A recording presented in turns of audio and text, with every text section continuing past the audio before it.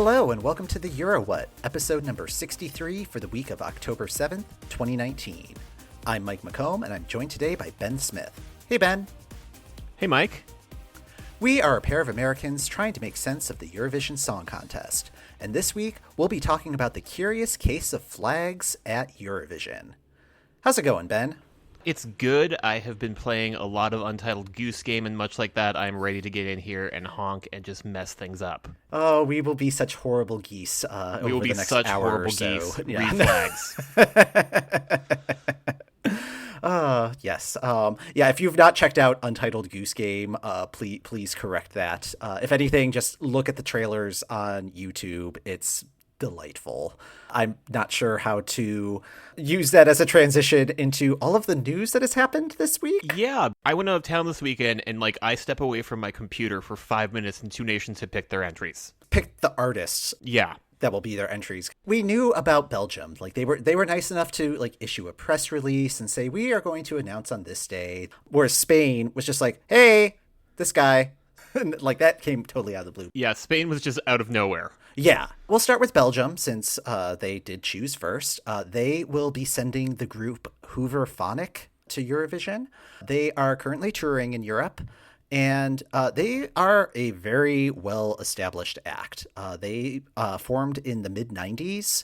They're an ambient pop sort of goofing on the conventions of trip-hop.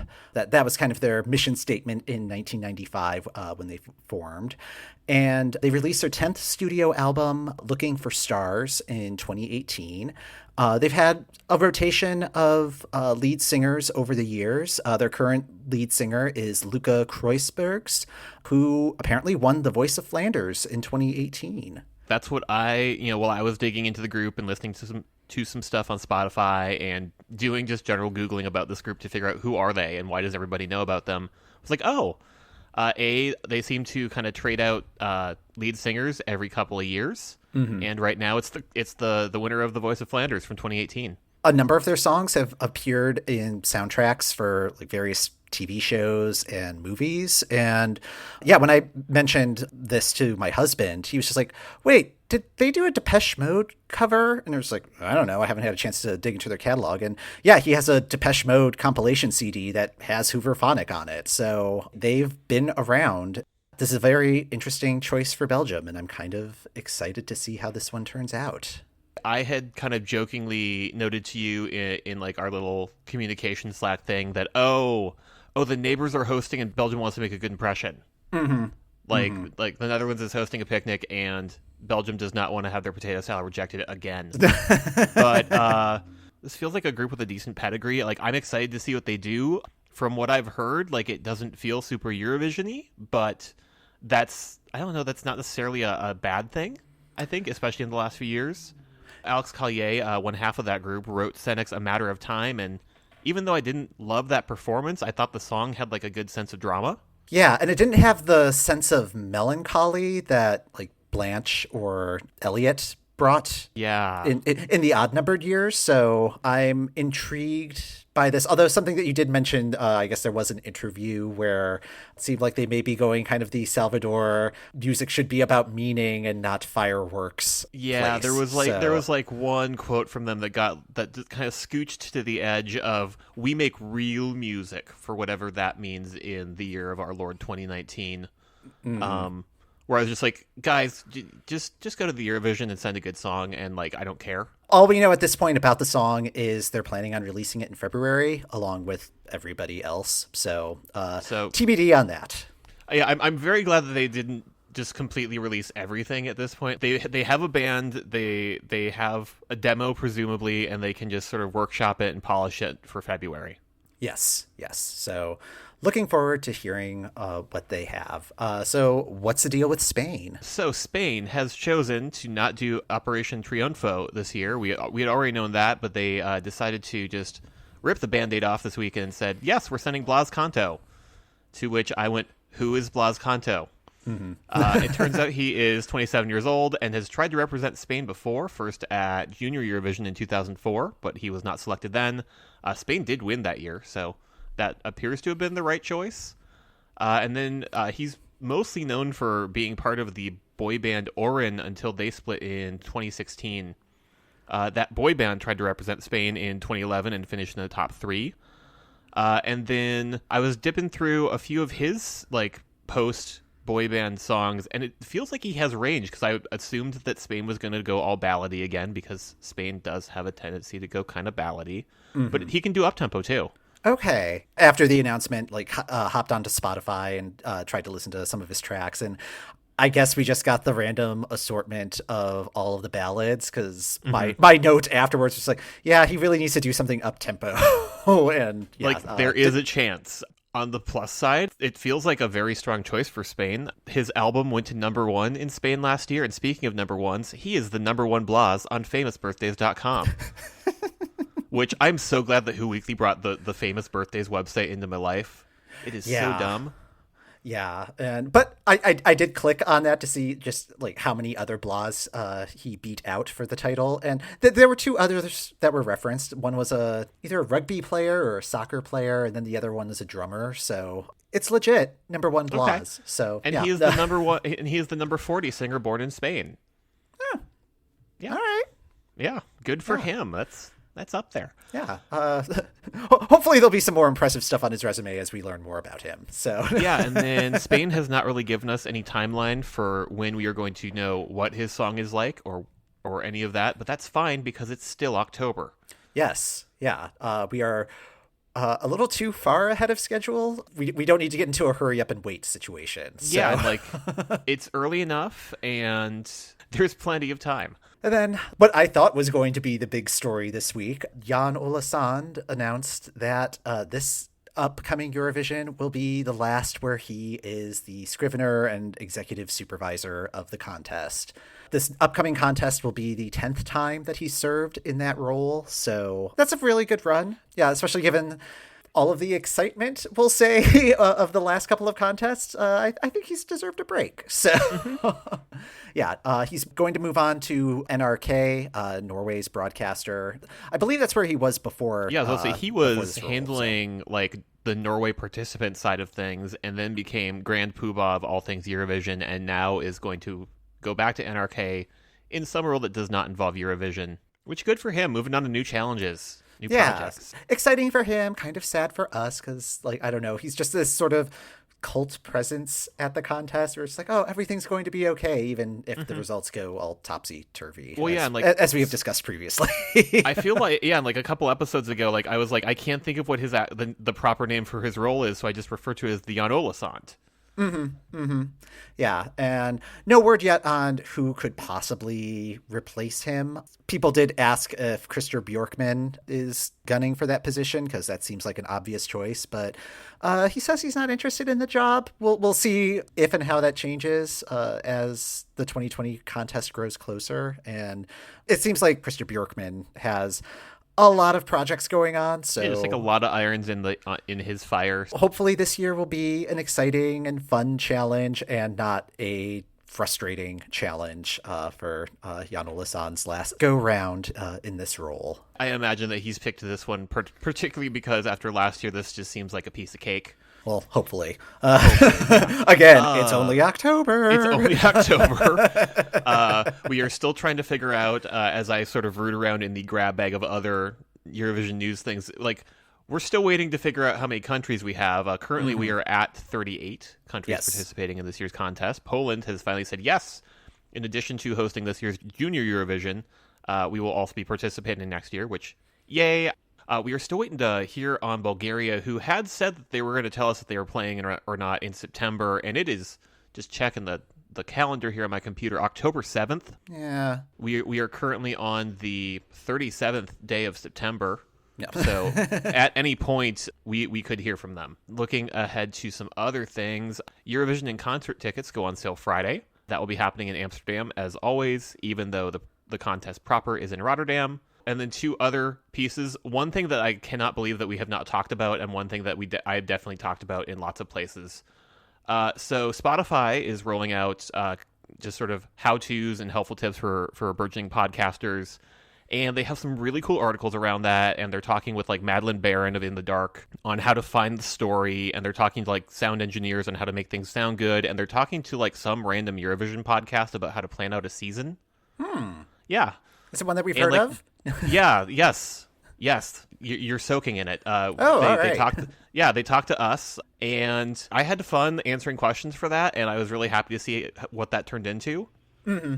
And like, it's kind of cool that again it is big names of like In the Dark, and then there's like our little dog and pony show talking about Eurovision. So there's that. Yeah, and then the other one that I cannot believe that we did not discuss, and part of it is just there's been so much all of a sudden. But in current events, Greta Thunberg has been doing a lot of awesome climate change protest stuff. And it turns out that her mom is Sweden's 2009 entry. I mean, I figure it's just part of like Sweden's conscription that everybody will either represent Sweden or at least compete at Melodifestivalen. Like it's either that or military service. Yeah, her mom is Malena. Is Malena Ermit. Yeah. Yeah, and like this popped up on like last Friday's Who Weekly of all places. Mm-hmm. And all of a sudden I was like, how have we not mentioned this on the show? Yeah. Well, yeah, it's kind of hard to shoehorn that into talking about like the 1979 contest. Like it's just True. Yeah, because we've had but very focused the last few episodes, so just needed like a good grab bag of things. Yeah, I guess we're going to go into another hyper-focused topic of flags. Let's talk flags. So one of the things that I noticed in the 1979 contest when we were watching it was that flags weren't really part of the presentation the way that they are today. Like I think there were flags in the green room, but it seemed much more like incidental, and I'm sure everybody just kind of brought them from home to decorate their table or whatever. Like yeah, and like the green room, it just kind of felt like you were looking at a hallway backstage. Right, exactly. And I mean, it very well could have been just the hallway backstage, but in the audience, everybody was wearing either tuxes or gowns and were like dressed to go to the symphony, probably because there was an orchestra in the room. And yeah, so you didn't have like people like waving flags at the camera or anything like that. Flags just seem like such a big deal now that I kind of wanted to look into like, when did flags kind of become a thing at Eurovision? Okay. So I started off by just trying to find like the earliest instances of flags, and like that I did not watch every single Eurovision from like 1980 up to today, because believe it or not, I do have a life. But it's just kind of doing like a random sampling of the major performances, like winners' performances, that sort of thing. The earliest instance that I could kind of see flags as being more central to the presentation was in 1982, when the giant scoreboard with all the countries listed had flags next to each country, but it was kind of like a light bright in its setup. Only all of the bulbs were like a normal incandescent bulb instead of like the colors of the flags. So it was really horribly rendered, but you could sort of get the idea of what they were going for there. The nice part about most of the flags of Europe is that they're just various stripe patterns. Right. It gets a little trickier when you start getting the emblems, particularly once the former Yugoslav republics enter the picture and they all have like the family crests on there. Yeah.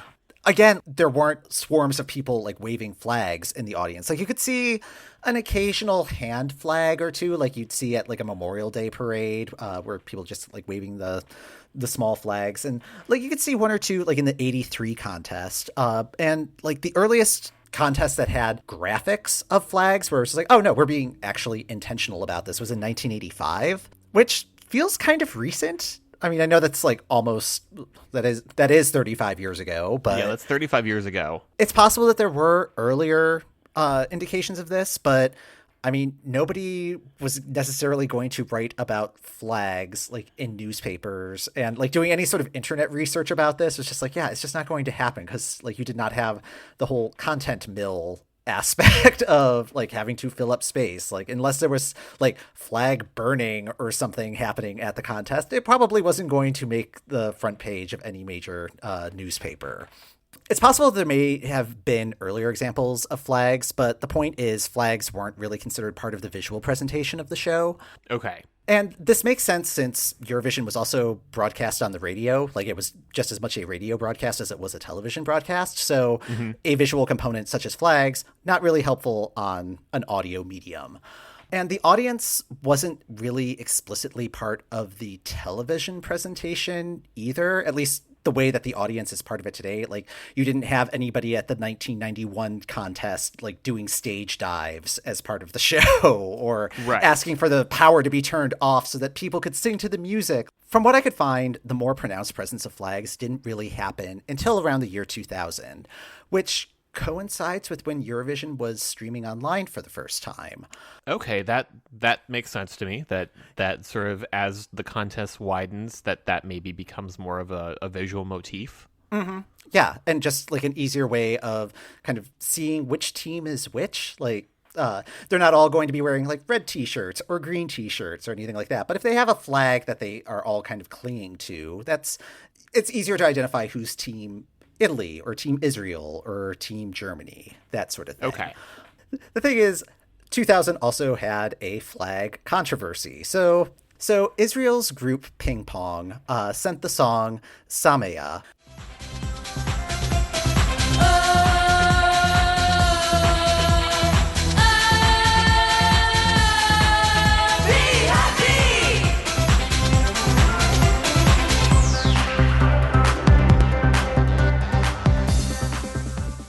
It was a controversial entry for a number of reasons. The official video, which, Ben, I sent you the official video. Yeah, you sent me a very specific set of links for this week's show, and I kind of love the video for this song because it feels like it was made with $5 in the nearest community center. And that everybody got extremely high beforehand. So here's the thing. Like, it's such Europop, and it's so... It is... Oh... That was like my other note is that this song and the visual presentation and the official video is just so 2000. Exactly. Like I could pit it was, and like I don't know, I've been in like a weird mood lately where I've been listening to a lot of like 90s and 2000s like this specific terrible pop sound of just vaguely trancey sort of stuff. I really dug this in a way I was not expecting to. Yeah, well, and that's the thing. Like, 2000, I was a junior in high school, and if I had heard this song, I would have probably been like, "Oh man, this is amazing!" Like Europe, like just been so over the moon about it, and just like, "Oh man, this is the future." And like just the fashion alone in the video was just like, "Yeah, that was what we were wearing at the time," and. Yeah, I can't explain or justify what we were thinking, but yeah. Yeah, and like, so one thing I've been thinking about a lot recently, and mostly just due to having seen the movie Hustlers, is thinking about what kind of music and what kind of visual cues we're going to be using to specifically spell out the 2000s and the 2010s. Because I was just blown away at how quickly they evoked 2008 and 2013 in that movie, just with music choices and styling choices. And I was just watching this video, I was like, oh yeah, no, this is 2000. Just like wearing a t-shirt over a long sleeve shirt. Yeah, yep.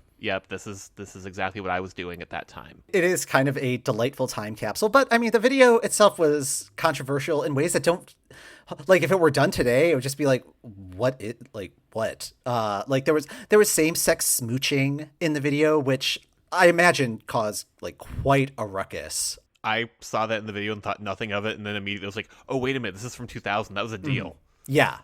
And then in the video, like towards the end, they're like waving little flags, and one is the flag of Israel, the other is the flag for Syria. Israel and Syrian relations have not been great, really, ever. Things were just particularly tense at that time, so I guess it was just kind of more front of mind and being like, oh no, we want like world peace, or at least peace with Syria and gay rights. And it's like, okay, maybe pick one or the other. Like this, you're not really going to be able to negotiate both with this exact entry. Yeah, so that was kind of a big deal. they go to Eurovision, and in the rehearsal for their performance, the end of their performance also features the waving of flags. And Israel's official response to that, I don't know her. They completely they completely disavow their entry. Like, they're just like, okay, yep, they're on their own. We might be sending them a bill for reimbursing their flight to Sweden for that year's contest. Wow. And yeah, this is a quote from The Guardian. As soon as we got off the stage, the faxes started coming from Israel saying not to appear with the Israeli and Syrian flags, said Etienne Fox, the band's artistic director who choreographed the offending performance. It started with sexual provocation, and now it has turned to political provocation, said Gil Samsonov, chairman of the Israeli Broadcasting Authority. What is this meant to be about? Everyone knows that the Israeli people want peace with Syria. There was a lot going on in this performance, and it was also the first one of the night, so... oh, wow. Yeah. It packed a punch, so... Okay, I'm going to need to go back to that just because I want to... Well, I also just want to see, like, how do you move from the video, which is just a very specific kind of goofy, to a stage performance for this? Yeah, the stage performance is maintaining that goofy vibe. I mean, it's a perfectly harmless performance. It's not earth-shattering either. So yeah, like, but it was a time where it's like, oh yeah, flags are kind of a big deal at Eurovision. But it's also points to how the early 2000s were an organizational time for the EBU. Mm-hmm. So up to this point, each contest was its own thing. Like, there wasn't like a grand like marketing plan for any of them. Like, each host broadcaster would come up with the logo, come up with the theme, come up with all of the designs. Just sort of started anew, essentially. Right. Like, in 1996, it was called the Euro Song instead of the Eurovision Song Contest. And this was also the time when the Big Four were introduced. A couple years later, the semifinals started coming into play. So it was difficult to build momentum or build a larger audience around it, because it's just like, oh, each year it's just like a completely new idea that's being presented instead of this consistent theme. So in 2004, they introduced the generic Eurovision Song Contest logo. So the one with the O heart design. Okay, yeah, because I had been thinking about that for when I was looking at 1979, 1980, just with Morocco, and thinking, okay, but when did we get the heart? Mm-hmm. And I knew it was like sometime in the last 20 years. That was in 2004. And then that was also when they started incorporating the flag into the logo of not just the host countries, but really any country, like just to symbolize, oh, we're talking about Eurovision in a non-infringement sort of way with this like generic logo. Mm-hmm. And yeah, oh, this has to do with Greece. Fine, we'll have the Greece flag in there. Oh, this has to do with Bulgaria. Bulgaria's flag. It's just very consistent marketing, which is mm-hmm. important. Yeah, this is also when Junior Eurovision started to become a thing, and I know we don't talk about Junior Eurovision on this podcast, but it's important to mention that part of the 2004 presentation introduced the like Parade of Nations at the start of the show, which didn't happen at like for realsies Eurovision until 2013, which is kind of surprising. Yeah, but again, that's like incorporating flags into the presentation. Now, a few years later, and this doesn't really have to do with flags directly, but the United Kingdom sent the song Flying the Flag to Eurovision. But also we need to discuss this. Yeah, because it's like, if we don't talk about it, I know that like our Twitter is just going to be hit up. It's like, oh, did you know that UK sent a song called Flying the Flag? And it's like, yes, we do. Yes, we know. Yes. So, yes. And now you all must know about it because we had to sit through it. So. To quote a popular Twitter post format, I had to see this with my eyes, and now so do you. Mm-hmm. Mm-hmm. So, yeah. And this was kind of a mess from the get-go. So the UK had a national final that year called Making Your Mind Up, named after the Bucks Fizz song. And yeah, it came down to the finalists of Scooch and Cindy. And Ben, I hope you watched this clip. I absolutely watched this clip because you had one job, Terry Wogan. You had one job. Oh, man. It was just, it was like by far the cringiest thing that I think I've experienced watching reality television in quite some time. But it's down to the final two. They're about to announce the winner. They go into the whole vamping thing of being like, okay, and the winner, who will fly to Helsinki to compete on May 14th or whatever the date was, is Finland. Yeah. And they have two hosts. One is Terry Wogan. One is Fern Cotton. Thank you. On the count of three, announce who the winner is. And they both say a different dang name. Yeah. Terry Wogan says Cindy, and the other host says Scooch. Of course, there's confusion, and then it's just like, oh, no, it's actually Scooch. And yeah, there's that beautiful moment where, like, both of the performers have heard both names called and are very confused, and it's... Yeah, very, very confused. Both show disappointment because they both think that the other person won, and then it's announced, like, officially that Scooch had won. Like, they try to console Cindy, just be like, oh, you came so close. And, like, she is escorted off the stage, and she looks so mad. And, like, justifiably so. Justifiably mad. And that's the clip, which we'll have in our show notes, ends with her, like, kind of stomping off stage. It's like, oh, man, how did this happen? Yeah. Oh, yeah. Can we talk about the song, though? Because... I feel like on our program we have talked about the UK's performance in the last decade or so in like multiple episodes at this point, and I keep trying to figure out where rock bottom is, and I think I may argue for 2007 now because the song is so bad. Yeah, and the thing is, like, the entry was not well received by the public. I mean, it did okay on the charts, probably like as a novelty single, because UK's funny that way sometimes. But Charlotte Church, weighed in on the quality of the song, calling it absolute shit. Oh, yeah, and she... The thing I love about her is voice of an angel, but also the mouth of a sailor. Yes, exactly. And but also this song, like, I was actively mad having to listen to this song again, and it does nothing. Like, it's trying to be camp and failing, and there's this like weird flight attendant announcements that don't work for if you're just listening to the song. You need the visuals, and the visuals are also just tacky and bad. Yeah, it's and it also does a thing that I think every so often a country tries it and it never works, so they need to stop trying it, where they just list a bunch of cities of countries that are participating in the contest because they've done it.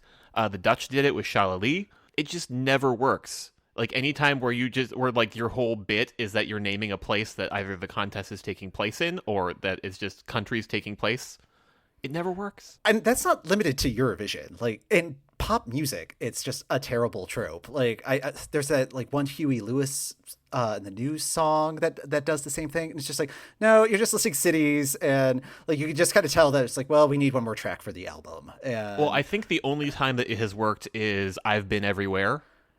Yeah, that song kind of drives me nuts. Okay, fair. But, like, that is, like, the one time it has come close to working. Charlotte's criticism aside, this song was also accused of plagiarism. There's this Swedish singer Pandora who said that, like, the melody stole from their song. And I listened to the clip that will also be in our show notes. I don't think they're wrong, but it's also just this, like, super generic, like, 2000s thing. And that's the other thing. Like, this song was from 2007, and, like, the Israeli song from 2000 that we talked about earlier, like, that is a better song. It's like, why have we regressed? What is going on? Like, that feels fresher to me. And I think part of it could just be that trends are cyclical and we're seeing, like, artists kind of play around in that space again, so it's fresh to me again. But also it's just so bad. And it is just kind of soulless machine pop of, like, this is what we think you like. This is what the algorithm says. Yeah, but they did get 12 points from Malta. Malta always gives the UK 12 points. That means nothing. Well, here's the thing. It's the first 12 that the UK got from any country since 2002. So, like, that's the end of a 5-year drought. Second, it was a protest vote from Malta complaining about block voting and the televoting system. So, like, they only gave 12 points to the UK just to throw their points away. It's like, oh, man. Oh, wow, that makes it hurt more. Yeah. So. Oh, that's so mean, and I love it. Yeah. Who knew that Malta was so salty? But So yeah, that song finished 22nd out of 24 countries. Oh, tied for 22nd out of 24 countries. So congrats. But it did reach number 5 on the UK charts. So what does anybody know? Look, I have listened to that hit parade about the Christmas number 1. The UK likes to mess around with the charts. Mm-hmm. But even that song like didn't really incorporate flags into the presentation all that much, and you still didn't really see flags as part of performances. Like the one entry that jumped to mind was Ukraine's 2009 entry, where Svetlana is pushed across the stage while she's playing the drums, and there's 2 Ukrainian flags like hanging from the drum kit. Like you don't see people like running around waving flags like during any of the performances. And getting into just sort of explicit presentation of flags as part of the Eurovision program. The 2011 opening performance of the grand final, where you had the army of Lenas like waving the flags of all the countries participating in the grand final that year. I don't know, that was just such an indelible image for me. Mm-hmm. In 2012, you have Azerbaijan hosting and introducing each act. They would light up the crystal hall to match the colors of the flag.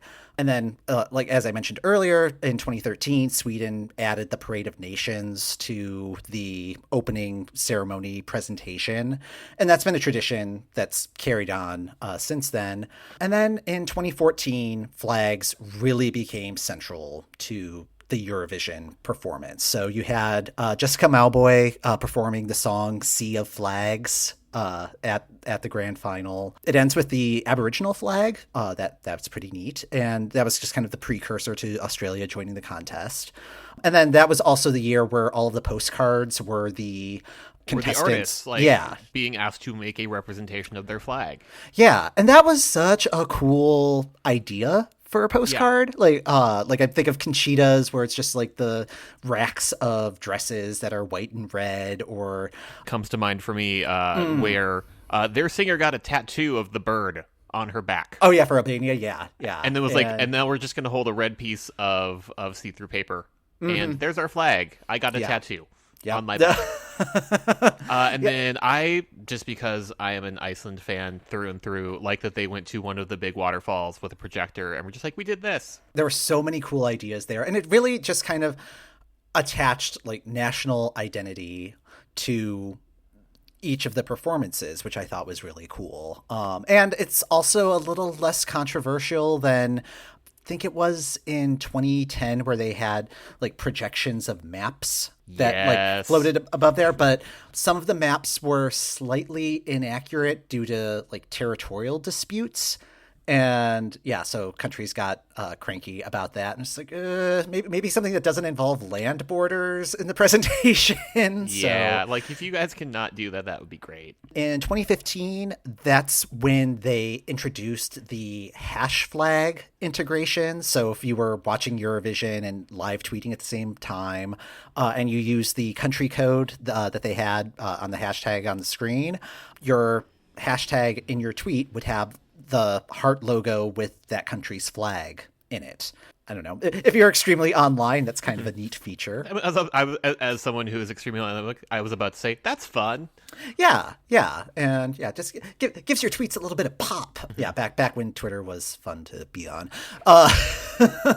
Was fun and not just like a constant terror machine that I keep scrolling. 2015 also had its own bit of controversy involving flags. So Russia was performing in the first semifinal, and in the performance, like when it builds up to the first chorus, there was this sort of swoop in shot that was just supposed to zoom in on Polina Gagarina. And a group of protesters were holding up rainbow flags in such a way that it ruined the shot. But done in a way where it's just like, oh no, they just happen to be standing there with flags. And it was just like kind of poor planning on the camera person's part, but just blocked her face during this like important swoop shot in their presentation. And Russia did not have fun at the 2015 contest, I think was the moral of that story, because they had to, there was so much booing that like Austria had to kick in their anti-booing technology. I forget why I was Googling about that, but I did read recently about anti-booing technology at Eurovision and was like, oh, right. Yeah. Oh, right. Yeah. Yeah, and there's like that scene in the green room during the grand final where Polina's just sobbing and Conchita's just like, no, you deserve to be winning the contest right now. Because like she did give a fantastic performance for a song that's still like, it's very Eurovision-y, but it's very good Eurovision-y. Mm-hmm. And yeah, like I think she got kind of a bum deal there, even though she kind of did. Although in rewatching the presentation, I had forgotten that she had like a light up dress with stuff going on, and I was like, okay, so that's been like a thing that nobody can do that now anymore. We've done that enough. Yeah.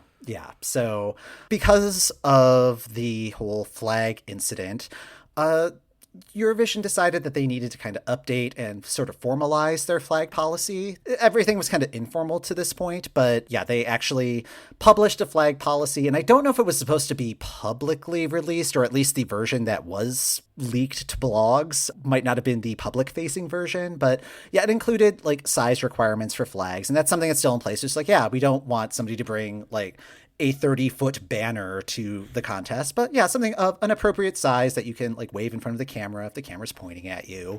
You are not allowed to recreate Bjork's globe dress from the 2004 Olympics opening ceremony. Exactly. And yeah, like official national flags of the 42 participating countries, that makes sense. Flags of countries that have recently taken part. So like Turkey, because they want Turkey to come back to the contest. Portugal took the year off that year, so it would have been fine to wave the Portugal flag. Romania was supposed to compete, but they were disqualified, so that flag would have been okay. Official national flags of other countries, provided that they're a member of the United Nations. That starts getting into kind of territory.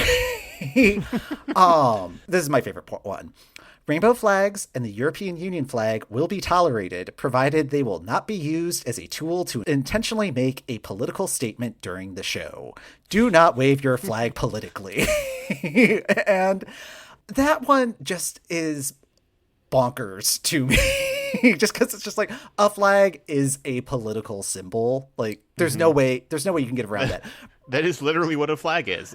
This is our nation, and this is a symbol of our nation. Particularly the rainbow flag. Like, we won't get into the whole history of the rainbow flag, but it was just like, no, it was like commissioned by Harvey Milk to like create an identity and something for a group of people to rally behind so that they could forward their political needs. And yeah, continuing on with the official rule, particularly the organizers request and urge the fan community to respect and appreciate the non-political nature of the Eurovision Song Contest, and in parentheses, drink. I was waiting for that, and that was so delightful. Like, the rainbow flag thing, it's like, yeah, it's not going to be non-political, like, no matter which side you're on. The definition of a flag also just makes this rule kind of bonkers. Yeah. But then the listing also had flags that would not be permitted, and those included flags of like breakaway regions, flags of countries that aren't like, they're not breakaway regions, but they're not like separate nations necessarily. But they're not breakaway regions. Right, like Wales. Like and that was a problem because one of the contestants representing the UK was Welsh. And it's like, yeah, I would like my friends and family to be able to wave the flag of my homeland, please. And then they also included like the flag for the Islamic State. And yeah, that's kind of like, I can understand why you do not want that flag waved, particularly because it is just a very poorly designed flag. Roman Mars did a TED Talk about flag design, and one of the rules is don't have text on your flag. And yeah, the IS flag just breaks so many of those rules. Anyway, aesthetics aside, the problem with including like a group that is recognized as like a terrorist organization also means that other countries that are on that list, or other regions that are on that list, such as the Basque Country or Palestine, or just being like, okay, we don't necessarily want to be grouped in with Islamic State, please. Could we not? And yeah, like the Spanish embassy had to get involved with trying to get this flag policy at least reworded so that it wasn't so insensitive to groups that probably up until this point were maybe ambivalent about Eurovision, but just being like, hey, not cool, guys. So yeah, but that's not where the hijinks with the flag policy lived in 2016. Instead, it happened with Armenia in the first semifinal. That was the year that Iveta Mukacyan did Love Wave. Awesome performance. There were holograms. It was great.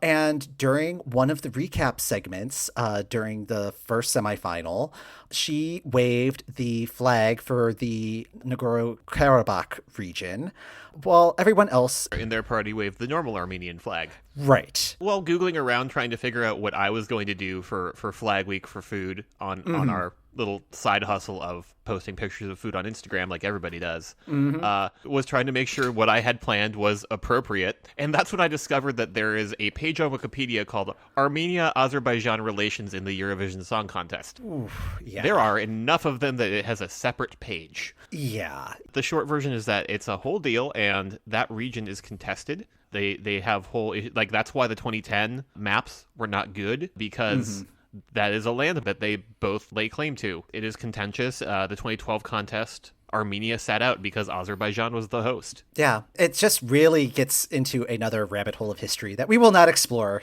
in this because this is already running rather long. But the short version of it is the region in discussion here was swapped around during the Stalin era as a way to placate Turkey as the Soviet Union was forming.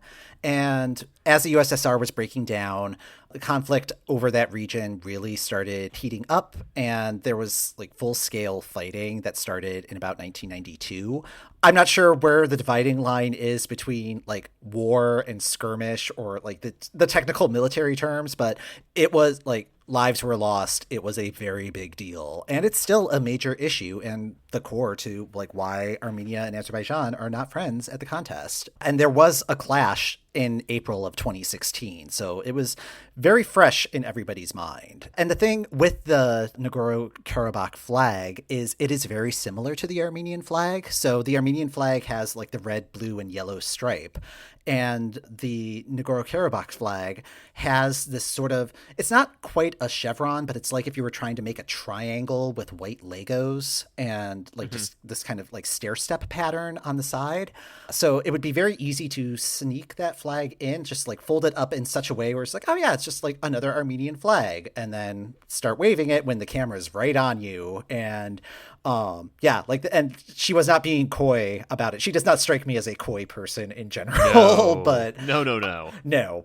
There were a whole bunch of shenanigans that were happening, particularly in the first semifinal. Like there was like a Russian voting, like jury vote thing that was going on. And Jan Olasand was pretty much at the point of being like, if you don't stop this, we're going to turn the car around and there's no Grand Canyon for anybody. So yeah, so there were no hijinks at the grand final, and it was particularly, I don't know, tense is the right word, but Armenia and Azerbaijan were both in the first semifinal that year. So that was probably awkward at the snack table. So, there weren't any flag controversies in 2017 or 2018, at least nothing that jumped to mind. Like the only flag thing I could think of that happened in either of those contests, Moldova's outfits in 2018 were of the same colors as the Moldovan flag, which I thought was just a cute touch. But like that happens a lot, and it's just fun and on brand, and I love it.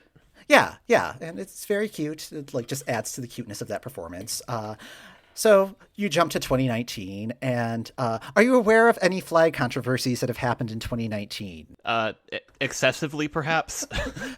I don't know. I was watching it all summer. Yeah. So in our last episode, we mentioned how Iceland's broadcaster was fined because of Hatari waving a Palestinian banner during their scores presentation.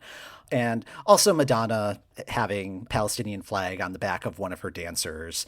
We're not going to go into the full history of the Israeli-Palestine conflict. Again, we are running long, and also that's a different program entirely. Oh goodness, yeah. Like we may already be out of our depth, but I am so ill-equipped to discuss that particular issue. But it was definitely like the elephant in the room for the entirety of the 2019 season. So had it not come up with Atari, I think that would have been more shocking than anything else. But just to give kind of the short Eurovision history of what was going on, or at least some context, shortly after Israel won Eurovision in 2018, at the same time, the U.S. embassy moved to Jerusalem. There had already been an uptick in conflicts leading up to this event. The embassy move was a flashpoint in protests. Some protesters were killed, a lot of injuries, that sort of thing. Like, it's just been like a heightened state of conflict during that time. Haaretz, one of the news outlets in Israel, reported that police had been cracking down on public displays of the Palestinian flag. And a law had also been proposed to just ban the flag outright, even at protests, with a protest being defined as any gathering of 3 or more people. So that's a lot. And then you have Hatari entering the contest with a very particular point of view. And after the incident at the grand final, they were interviewed on Icelandic television to just kind of talk about the incident, what happened, how they got the banners into the venue in the first place. And one of the important distinctions that they brought up was like the distinction between like a flag and a banner, because they weren't waving Palestinian flags. They were waving they were waving like scarves. Right, scarves that had the same design elements as the flag. But it raises the question on like, is that a distinction without a difference, or like what that means? But like, they had to smuggle in these banners. They had some assistance from the folks at Icelandic Music News. Well, yeah, because they had been doing that entire series of videos for like 2 weeks where they would be doing kind of like goofy things on one day, and then like the next day we'd be like, oh yeah, by the way, we're talking to a bunch of Palestinian people about why they're not excited about the contest because they can't really go anywhere and it's a horrible situation. It sounded incredibly tense, like the entire 2-week period. After they held their protest during the score presentation, their flags were confiscated, and I couldn't get a sense if they were escorted from the venue or if they were leaving on their own, or if they were escorted and they were leaving on their own. I'm not sure, but like, they didn't even realize that the Netherlands had won the contest. Like, they were congratulating Sweden on the way out. Yeah, they congratulated Sweden. If you go to in our Facebook presence, he has a video from like in the green room, and it feels intensely tense. It was a situation, but shortly after the contest, Hatari released a song with Bashar Murad called Klefi Samed, and throughout like the video, a major portion of the video has like waving the Palestinian flag while wearing the outfits that they wore in filming their Eurovision postcard. So there's a lot to digest in that music video. In the interview that they did on Icelandic television, and this is based on a translation, so it may not be a fully accurate quote, but for us, this was just a banner, and in Iceland, we can wave all banners we like. It is just a banner, but not all people see it like this. That statement makes like full sense to me, just knowing that Iceland is one of the nations that does recognize Palestine as a separate nation. It's interesting how Eurovision kind of wants to have it both ways, where they just they want this like visual presence and sort of team sports nature about it, where it's just like, oh yeah, I just want to wave the pennant for my like the home team or the visiting team or what have you. But it's so politically charged, and if they're trying to be a non-political contest, I'm not sure how to reconcile that. And these were just a handful of incidents over 20 years. So it's a lot to digest, and it's just something that's really interesting to think about, and that there are sort of threads connecting all of them. Like, any of the flag incidents are pretty much connected to some other form of conflict that is happening outside of the contest. And yeah, I'm not entirely sure what to make of it. Like, I don't have like a grand thesis statement other than, this is a thing to look at. So, well, no, and like I think you raised an excellent point with just it feels like they're trying to have it both ways. Like they cannot have you can't have flags without talking about what flags mean. Right. It doesn't feel like it's a problem that needs solving, but at the same time, it's just like, maybe Eurovision should stop being so surprised by these sort of things. Yeah, so flags, everyone. Flags. Yes. Yeah. just full, like, radio announcer voice. Just flags, everybody. Yeah, so, yeah, and in terms of flag policy, like, there hasn't been any sort of announcement of, like, a new policy for 2020. Like, the 2016 one went over like a lead balloon. So we'll see if there's any sort of repercussions for this year's flag incident, or if it's just going to be same old, just make sure it's not too big and doesn't block the cameras. Well, that's going to do it for this episode of the EuroWhat. Thanks for listening. The EuroWhat podcast is hosted by Mike McComb, that's me, and Ben Smith. That's me. You can flag us on our website at EuroWhat.com and on Twitter, Facebook, and Instagram at EuroWhat. We'd love to hear your questions and comments. Be sure to subscribe to the EuroWhat on Apple Podcasts, Google Podcasts, Spotify, Stitcher, or the podcast app of your choice. Next time is episode 64, and we'll try to make sense of why there are more than 64 winners in Eurovision's 64-year history. 64! 64.